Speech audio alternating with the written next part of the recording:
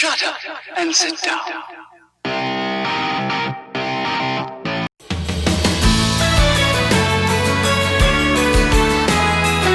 What's the story, internet? I hope everyone is having a wonderful day. Hope you're all ready for the lead up to Christmas.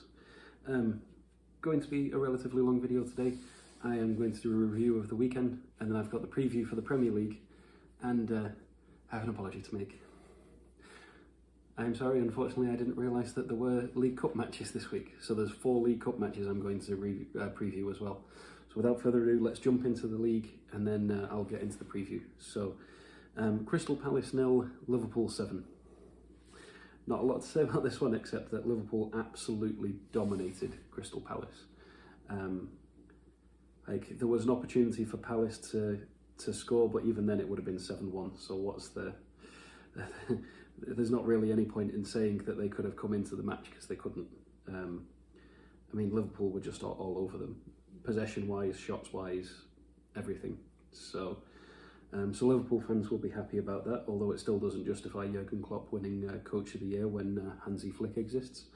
Anyway, on to the next one. Manchester City 1, Southampton 0. It seems like it was a relatively even match, possession 52-48. Shots 11-9 and 5-3 on target. So it could have gone either way, really. City will be happy with that because Southampton do lead them, but only on points. City do have a game in hand, so City will be glad to keep the pressure on the South Coast team, especially with the way that this season is going. So on to the next one. Everton 2, Arsenal 1.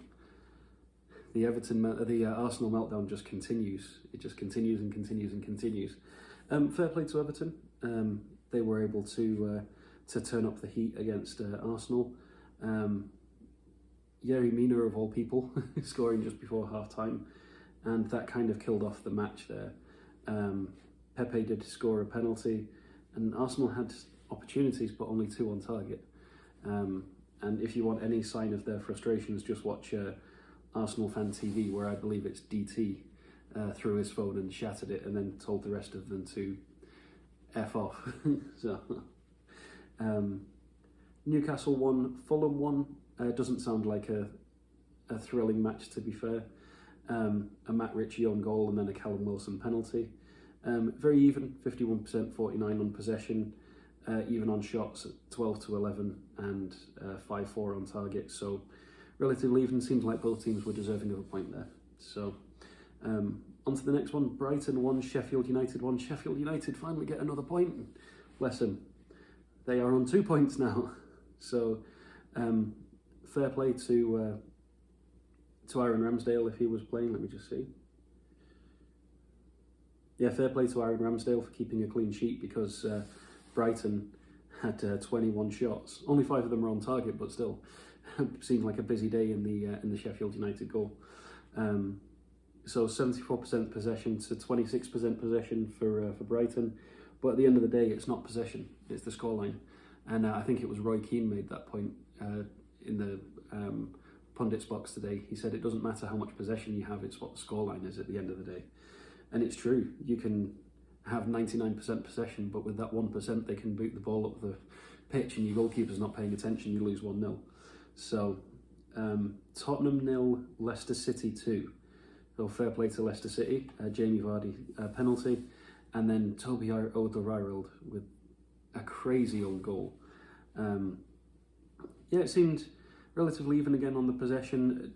Leicester had more shots, 17, but only 4 of them were on target somehow. But they somehow win and they make it up to second. Tottenham go down to 5th. But I mean, they are only 6 points behind Liverpool in first, so it's not like they're drastically behind everyone. So yeah, Jose's not having a good stick of it at the minute, losing twice in a week. So then on to the one that I want to talk about. Manchester United 6, Leeds United 2. Welcome back to the Premier League, Leeds United. So Scott McTominay, of all people, getting a brace within, I think the time on the clock was just over a minute and a half. I think it was 1 minute and 45 seconds, something like that. He scored the fastest brace in the history of the Premier League. Now, that's not counting Sadio Mane's hat-trick for Southampton a couple of years ago. This is the fastest, as in second minute fastest, like the earliest in any match that anyone scored 2 goals.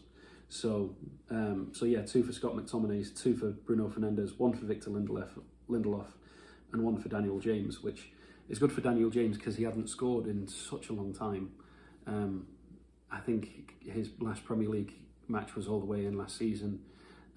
He has scored in the Europa League and the Cup, but only a few goals. So this will do his confidence a world of good. So very, very open match, as I expected it to be.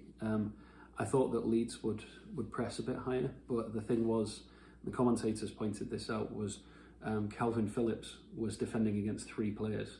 He was defending against Bruno Fernandes, Anthony Martial and Marcus Rashford, and they were just rotating, and it was just throwing him off so much. And then you threw in Scott McTominay and Fred, and he was just done for. So without his cover, the defence just couldn't handle it, and so Manchester United were able to take advantage of the defence and then of Meslier. So, but Leeds didn't look out of it. No matter what the scoreline says, they were still very positive, very attacking, and Patrick Bamford had a couple of opportunities that De Gea declined. So, but an incredible performance from Manchester United, and I'm sure the Manchester United fans will be happy, not just because it's against Leeds, but because it's just a fantastic performance. So, all around happy days. West Brom 0, Aston Villa 3. Jake Livermore getting sent off in the 36th minute. It was all over from then. They were already 1-0 down. Aston Villa had a goal disallowed. It was just one-way traffic after that, really.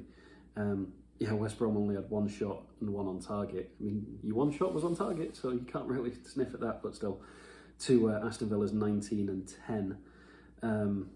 So yeah, shame for West Brom and a shame for Sam Allardyce on his debut. But getting a player sent off that early in the match is always going to cause problems. So onto the preview for the Premier League. So tomorrow we have Burnley against Wolves. So Burnley last time out got a 0-0 draw against Aston Villa on Thursday. And then Wolves beat Chelsea 2-1. So Burnley have to be very, very, very careful not to get complacent. But then Wolves also have to be very, very careful to not be like, oh, we beat Chelsea, who is this Burnley?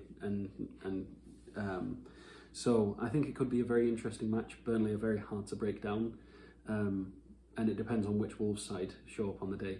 Is it the one that beat Chelsea, or is it the one that that loses to bottom of the table teams? So, and then the next match is a London derby. It's Chelsea versus West Ham.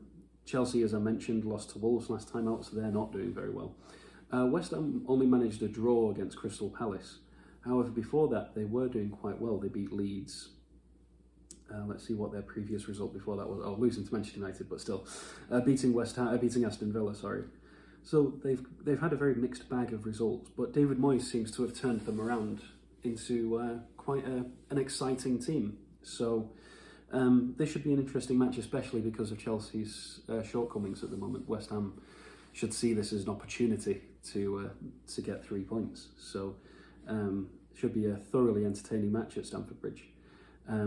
So before we move on to the League Cup matches, Burnley versus Wolves is on NBCSN, and Chelsea versus West Ham is also on NBCSN and Universal.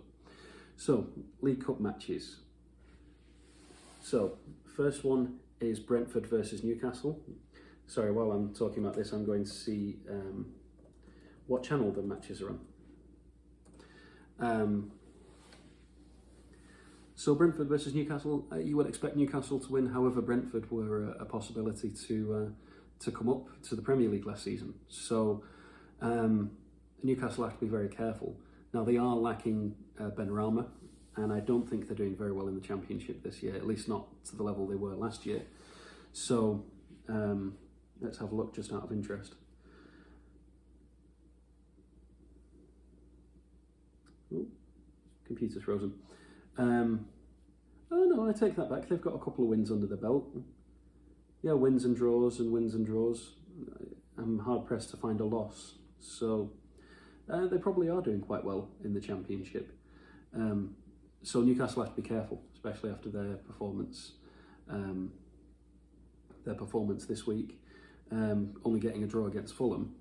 So, on to the next one, Arsenal versus Manchester City. Now, Manchester City will be looking at this as taking advantage of an Arsenal team that are in dire straits at the moment. Getting knocked out of the League Cup, could this cost Arteta his job? I don't know what is the quarterfinal, so I mean he made it relatively far, but if the results don't turn around soon, it could be very dangerous for the men. City haven't been the best themselves, so they've got to make sure that they don't mess it up against Arsenal. But yeah, it'll be interesting to see. So those two matches are both on Tuesday, and then Wednesday we have Stoke versus Tottenham. Can Tottenham do it on a rainy night in Stoke? It's not a Tuesday, it's a Wednesday, but a rainy Wednesday in Stoke. Tottenham will want to bounce back, and they'll see the League Cup as an opportunity to get a trophy. So I think they'll go all out, and Jose will know how to advance his team in this competition. So, but they'll still have to be careful. They don't want to get embarrassed, and I mean that in the most respectful way to Stoke. But they don't want to lose to a Championship side. So, and then the last one is an all Premier League affair again, Everton versus Manchester United. Now, this could be an interesting match. Manchester United won 3-1 out last time out, and Everton had that rocky patch of form. However, they have been picking it back up again. But Manchester United have been performing admirably as well. So, it'll be interesting to see. I think we're probably looking at all the Premier League boys to go through. No disrespect to the Championship sides, but that's what would be expected. However, it wouldn't surprise me if there was an upset between Brentford and Stoke. It also wouldn't surprise me if Arsenal showed up on the day and beat City. So, but that's the beauty of the cup. It just depends on which side shows up on which day. So, so that'll lead us into Wednesday, and then we'll be looking at the Boxing Day fixtures. So I will probably review the football on Wednesday, and maybe do the preview on Wednesday as well, and then it's out either Wednesday or Thursday, and then be ready for the weekend. So, until then, I hope you're all keeping safe, staying out of trouble. Thank you very much for watching, and I hope you all have a wonderful day. Ta-ra for now.